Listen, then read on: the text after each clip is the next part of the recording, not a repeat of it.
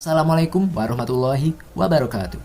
Kepareng matur, nami kula Arya Mustafa Roja, saking kelas 11 jurusan RPL menawi rekayasa perangkat lunak. Ingkang sekolah wonten SMK Negeri 1 Wonosobo.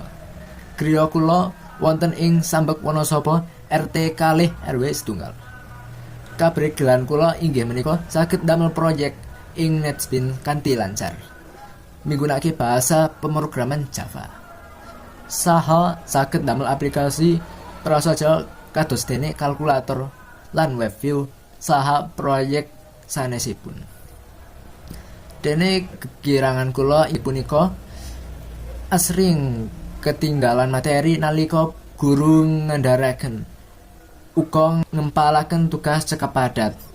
Mboten gampil mangertos saka tugas kasebut, mboten gampil paham. Saha sering kesupen informasi ingkang sampun diparingaken. Ananging kula tansah nyobi ndadosi piyambak senajan boten saestu sukses.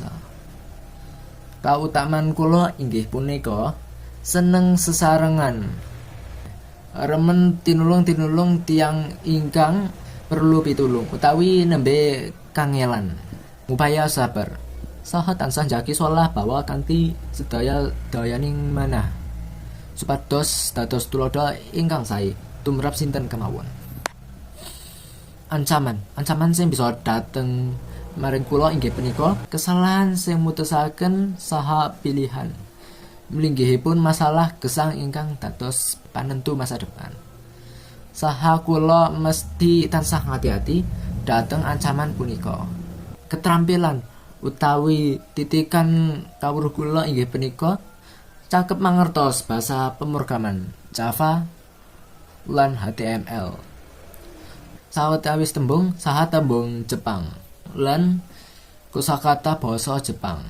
Saha luwih saged ngatur teknologi saha informasi kanthi sae.